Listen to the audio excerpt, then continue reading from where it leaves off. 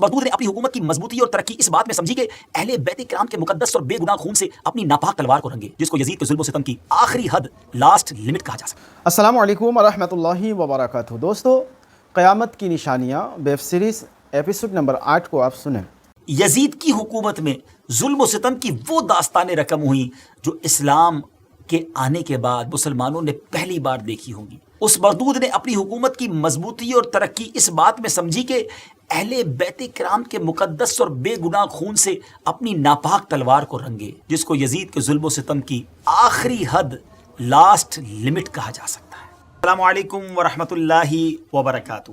ناظرین، ایک بار پھر قیامت کی نشانیاں ایپیسوڈ لے کر حاضر ہیں، اور جس میں ہم نے آج ایک بڑی یونیک قیامت کی نشانی پر بات کرنی ہے۔ آج کا ٹاپک سیڈ ضرور ہے، غمناک ہے، مگر ایک نئی معلومات آپ کو ملے گی۔ سب سے پہلے میں آپ کو یہ بتاتا ہوں کہ قیامت کی نشانیوں کو 3 قسموں میں تقسیم کیا جاتا ہے۔ There are 3 types of signs of قیامہ۔ نمبر 1، پہلی وہ نشانیاں جو ظاہر ہو کر ختم ہو گئی، انہیں علامات بعیدہ کہا جاتا ہے، وہ آلریڈی کمپلیٹ ہو گئیں اور ختم بھی ہو گئیں۔ دوسری نشانیاں وہ ہیں جو ظاہر ہو کر ختم نہیں ہوئیں بلکہ وہ کنٹینیو چلتی آ رہی ہیں۔ اور تیسری نشانیاں وہ ہیں جو قیامت کے بالکل قریب ہوں گی اور ان کے مکمل ہونے کے بعد قیامت آ جائے گی۔ جی ہاں، یہ وہ نشانیاں ہیں کہ جیسی وہ کمپلیٹ ہوں گی قیامت آ جائے گی۔ آج کی پروگرام میں بیان ہونے والا جو کانٹینٹ ہے اور جو سچویشن ہے وہ یقیناً بہت سارے عاشقان اہل بیت کے لیے غمناک ہے، لیکن اس سے پہلے ہم آپ کو نبی پاک علیہ الصلوۃ والسلام کا ایک بہت ہی پیارا فرمان سناتے ہیں۔ میرے آقا علیہ الصلوۃ والسلام نے ارشاد فرمایا کہ یہودیوں نے ایک دن میں 45 نبیوں اور 170 صالحین کو قتل کر دیا تھا جو ان کو اچھی باتوں کا حکم دیا کرتے تھے۔ مزید یہ کہ اللہ پاک کے مشہور نبی جن کا ذکر قرآن پاک میں بھی موجود ہے، میری مراد حضرت یحییٰ علیہ نبینا علیہ الصلوۃ والسلام ہے، ان کا واقعہ کچھ اس طرح ہے کہ دمشق کے بادشاہ حداد بن حدار نے اپنی بیوی کو 3 بار ڈائیورس دے دی، 3 بار طلاق دے دی تھی۔ پھر وہ چاہتا تھا کہ بغیر کسی شرعی طریقے کے وہ اس کو دوبارہ بیوی بنا لے، تو حضرت یحییٰ علیہ نبینا علیہ الصلوۃ والسلام سے فتویٰ طلب کیا، تو آپ نے فرمایا کہ وہ تو اب تم پر حرام ہو چکی ہے۔ تو اس کی وائف کو یہ بات بہت سخت ناگوار گزری اور وہ حضرت یحییٰ علیہ الصلوۃ والسلام کے قتل کے درپے ہو گئی۔ چنانچہ اس نے بادشاہ کو مجبور کر کے قتل کی اجازت حاصل کر لی، اور جبکہ وہ مسجد جبرون میں نماز پڑھ رہے تھے تو بحالت سجدہ حضرت یحییٰ علیہ الصلوۃ والسلام کو قتل کر دیا گیا۔ جی ہاں ناظرین، اللہ کے نبی کا قتل کیا گیا، اور ایک تشت میں ان کا سر مبارک اپنے سامنے منگوایا گیا۔ مگر اللہ کی شان دیکھیں کہ وہ کٹا ہوا سر بھی گویا یہ پکارتا رہا اور حق بات کا اعلان کرتا رہا کہ بادشاہ کے لیے یہ بیوی حلال نہیں ہے۔ اور اسی حالت میں اس عورت پر خدا کا یہ عذاب نازل ہو گیا کہ وہ عورت سر مبارک کے ساتھ ہی زمین میں دھس گئی۔ ہماری امت سے پہلے بھی ایسے لوگ تھے جو اللہ کے مقرب بلکہ انبیاء کو شہید کرنے سے بھی نہ ڈرے۔ اس طرح ہماری امت میں بھی ایسا ہی ایک شخص آیا جس نے نبی کے گھرانے میں سے کئی عظیم ہستیوں کو مرڈر کیا، معاذ اللہ شہید کر دیا گیا۔ اس کو ہم ڈیٹیل سے بیان کریں گے، تو اسٹارٹ لیتے ہیں۔ ڈیئر ویورز، جیسا کہ ہم نے آپ کو بتایا تھا کہ قیامت کی پہلی قسم میں وہ نشانیاں ہیں جو ظاہر ہو کر ختم ہو گئی ہیں۔ ان میں علماء نے سب سے پہلے نبی پاک علیہ الصلوۃ والسلام کے وصال ظاہری کو شامل کیا ہے، کیونکہ نبی پاک علیہ الصلوۃ والسلام اللہ عز و جل کے آخری نبی اور رسول ہیں۔ اس کے بعد کوئی نبی کوئی رسول نہیں آئے گا، اس لیے اب یہ ایک طرح سے دنیا اینڈ کی طرف سفر شروع کر چکی ہے۔ پھر جو پیارے آقا علیہ الصلوۃ والسلام نے اپنی زبان مقدس سے غیب کی خبریں دیتے ہوئے جو قیامت کی نشانیاں بیان فرمائی تھیں، ان کی لسٹ تو بہت لمبی ہے، بہت طویل ہے۔ ان میں سے کئی نشانیوں کو علماء نے پہلی قسم میں داخل کیا، مثلا حضرت امیر المومنین سیدنا عمر رضی اللہ تعالیٰ عنہ کی شہادت، امیر المومنین سیدنا عثمان غنی رضی اللہ تعالیٰ عنہ کی شہادت، اور مسلمانوں کے درمیان ہونے والی جنگیں، خوارج سے جنگ، حضرت امام حسن رضی اللہ تعالیٰ عنہ کا حضرت امیر معاویہ رضی اللہ تعالیٰ عنہ کے لیے خلافت سے دستبردار ہونا، بنو امیہ کی حکومت اور امام حسین رضی اللہ تعالیٰ عنہ کی شہادت، یہ سب نشانیاں پہلی قسم میں شامل کی گئی ہیں۔ بنو امیہ جو تھے، ان میں یزید پلید اور اس کے بعد جن حکمرانوں کے دور میں بڑے بڑے فتنے ظاہر ہوئے، ان کے دور حکومت کو اگر ظلم کی کالی رات کہا جائے تو پھر بھی غلط نہ ہوگا۔ جیسے ظلم بھری رات کاٹنا یعنی کمپلیٹ کرنا مشکل ہو جاتا ہے، اس طرح ان ظالموں کا دور حکومت اسلام اور مسلمانوں پر بہت مشکل اور فتنوں میں گھرا ہوا تھا۔ یزید کی حکومت میں ظلم و ستم کی وہ داستانیں رقم ہوئیں جو اسلام کے آنے کے بعد مسلمانوں نے پہلی بار دیکھی ہوں گی۔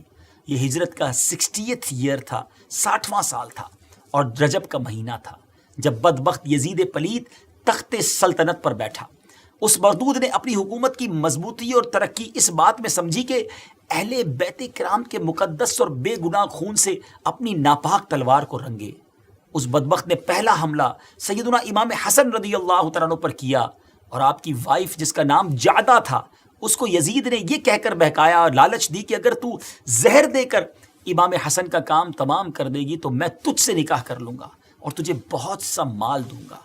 وہ بدبخت عورت، لالچی عورت، بادشاہ کی وائف بننے کے لالچ میں، بادشاہ کی زوجہ بننے کے لالچ میں حضرت امام حسن جو کہ نواسہ رسول ہیں، جو جوانان جنت کے سردار ہیں، ان کا ساتھ چھوڑ کر جہنم کی راہ پر چل پڑی۔ کئی بار اس نے آپ رضی اللہ تعالیٰ عنہ کو زہر دیا مگر کچھ اثر نہ ہوا۔ پھر ایک سخت اور تیز زہر دیا، یہاں تک کہ مصطفیٰ علیہ الصلوۃ والسلام کے لاڈلے نواسے کی پیٹ کی انتڑیاں ٹکڑے ٹکڑے ہو کر نکلنے لگیں۔ یہ بے چین کرنے والی خبر جب حضرت امام حسین رضی اللہ تعالیٰ عنہ نے سنی اور اپنے پیارے بھائی کے پاس حاضر ہوئے، سرہانے بیٹھ کر گزارش کی کہ آپ کو کس نے زہر دیا ہے؟ فرمایا اگر وہ ہے جو میرے خیال میں ہے تو اللہ بڑا بدلہ لینے والا ہے، اور اگر نہیں تو میں بے گناہ سے بدلہ نہیں چاہتا۔ اللہ اکبر۔ آپ نے نام نہیں بتایا۔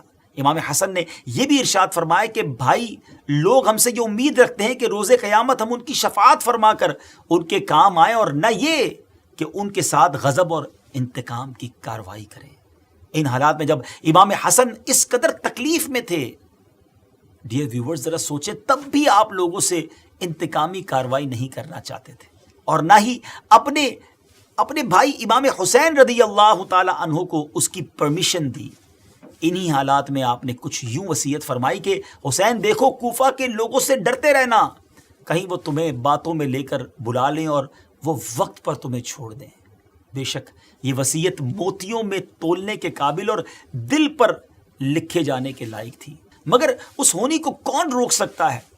اور ناظرین یہی تو ہوا کہ امام حسن نے امام حسین عالی مقام کو ارشاد فرمایا، اور جس کے بعد واقعہ کربلا پیش آیا، جس کو یزید کے ظلم و ستم کی آخری حد، لاسٹ لمٹ کہا جا سکتا ہے۔ اب ہم اپنی اس ویب سیریز کو یعنی قیامت کی نشانیوں کے اس ایپیسوڈ کو اور آگے لے کر بڑھتے ہیں اور آپ کو اس حوالے سے مزید نالج فراہم کرتے ہیں، لیکن اس سے پہلے آپ سے گزارش ہے کہ آپ نے اگر اب تک ہمارا آفیشیل یوٹیوب چینل سبسکرائب نہیں کیا تو دعوت اسلامی کا یوٹیوب چینل سبسکرائب کر لیجیے، اور پلیز اس کو آگے شیئر بھی کرتے رہیے۔ انشاءاللہ ہماری مسلسل ویڈیوز آپ کو ملتی رہیں گی۔ امام حسن رضی اللہ تعالیٰ عنہ کو شہید کروا کر اب اس شقی اور بدبخت فاسق و فاجر یعنی یزید پلید کو امام حسین رضی اللہ تعالیٰ عنہ یاد آئے۔ اب اس نے مدینہ منورہ کے صوبے دار ولید کو خط لکھا کہ امام حسین اور عبداللہ ابن عمر اور حضرت عبداللہ ابن زبیر رضی اللہ تعالیٰ عنہم سے بیعت کے لیے کہے اور انہیں مہلت نہ دے، انہیں ٹائم نہ دے۔ صوبے دار نے خط پڑھ کر ایک شخص کو بھیجا کہ امام حسین کو بلواؤ۔ امام حسین رضی اللہ تعالیٰ عنہ نے اس کے میسنجر سے فرمایا کہ چلو آتے ہیں۔ امام حسین اپنے اصحاب کے ساتھ صوبے دار کے پاس تشریف لائے اور بیعت کا حال سن کر فرمایا کہ مجھ جیسے چھپ کر بیعت نہیں کرتے، سب کو جمع کرو، بیعت لو۔ صوبے دار ولید نے کہا کہ ٹھیک ہے، آپ تشریف لے جائیں۔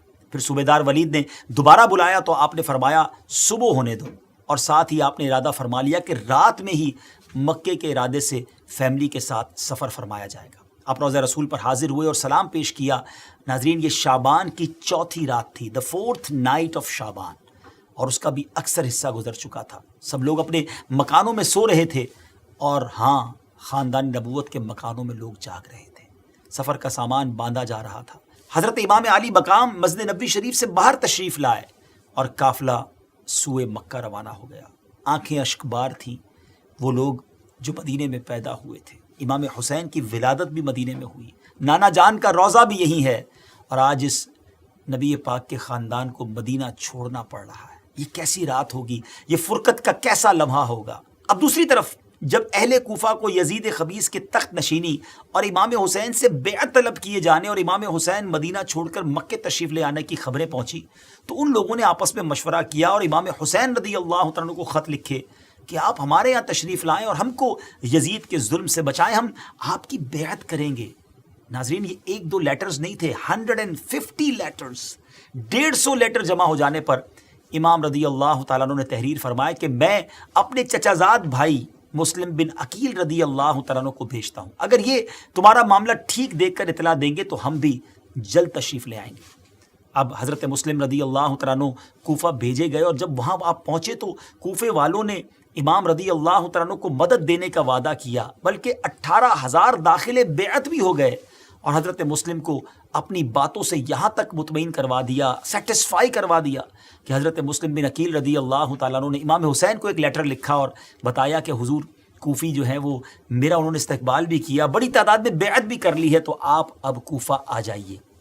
دوسری طرف یزید پلید کو کوفیوں نے خبر دی کہ حسین رضی اللہ تعالیٰ عنہ نے مسلم بن عقیل رضی اللہ تعالیٰ عنہ کو بھیجا ہے، اور کوفہ کے جو حاکم ہیں نعمان بن بشیر ان کے ساتھ نرمی کا برتاؤ کر رہے ہیں، اگر کوفے کا نظام سنبھالنا ہے تو کوئی زبردست، دوسرے لفظوں میں کہا جائے کہ ظالم حکمران بھیجا جائے۔ اس نے عبداللہ ابن زیاد کو حاکم بنا کر روانہ کیا اور کہا کہ مسلم رضی اللہ تعالیٰ عنہ کو شہید کرے یا کوفے سے نکال دے۔ اس نے کوفہ پہنچتے ہی امام مسلم کو گرفتار کروایا اور شہید کر کے ان کا سر مبارک یزید کے پاس بھجوا دیا۔ اس واقعے سے بے خبر امام حسین رضی اللہ تعالیٰ عنہ نے ذوالحجہ کی 8ویں تاریخ کوفے کی طرف سفر شروع کیا۔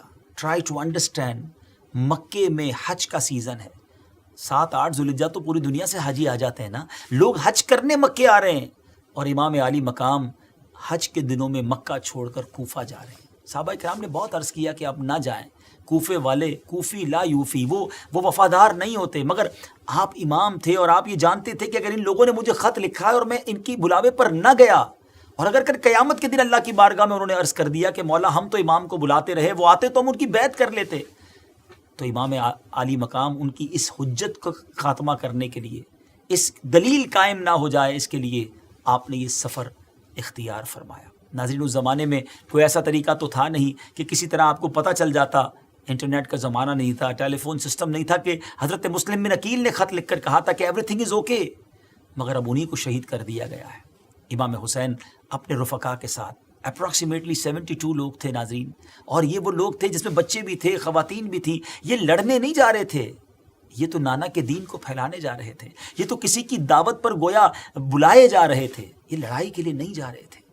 یہ قافلہ یہاں سے روانہ ہوتا ہے، اور جب مکے سے کوفہ کے راستے میں امام حسین رضی اللہ تعالیٰ عنہ کو یہ پتہ چلا کہ حضرت مسلم بن عقیل شہید کر دیے گئے ہیں، تو اب قافلے والوں نے مشورہ کیا کہ جانا ہے یا نہیں جانا ہے، مگر ایک بار یہ طے ہوا کہ اب نکل پڑے ہیں اللہ کی راہ میں تو جانا ہے۔ بیسیکلی جو ہونی تھی وہ تو ہونی تھی۔ بہرحال امام حسین اپنے قافلے کے ساتھ آگے جا رہے ہیں، اور اب کیا ہوا ناظرین؟ اب امام حسین رضی اللہ تعالیٰ عنہ کا ٹریول کوفے کی طرف جاری ہے، اور آپ کوفے کی طرف مسلسل آگے بڑھتے جا رہے تھے۔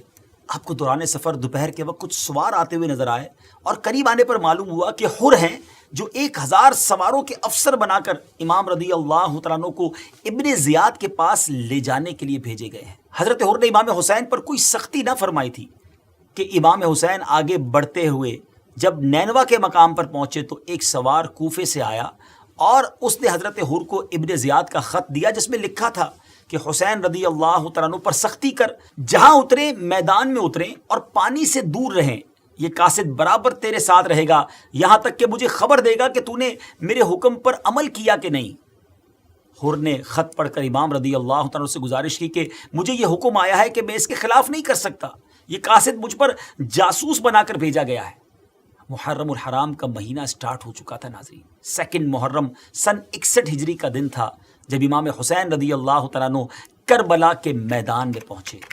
آزمائشوں اور مصیبتوں کا سفر شروع ہو چکا تھا۔ دوستو، قیامت کی نشانیاں ویب سیریز ایپیسوڈ نمبر 8 میں آپ نے سنا حضرت امام حسن رضی اللہ تعالیٰ عنہ کو کیسے شہید کروایا گیا، اور حضرت امام حسین رضی اللہ تعالیٰ عنہ کو شہید کرنے کا ناپاک ارادہ یزید کا کیسے ظاہر ہوا۔ اسے شیئر کریں اور پہلے کے ایپیسوڈ کو بھی دیکھیں، ڈسکرپشن میں لنک دیا گیا ہے۔ ملتے ہیں کسی اور ویڈیو میں، تب تک اپنا خیال رکھیں۔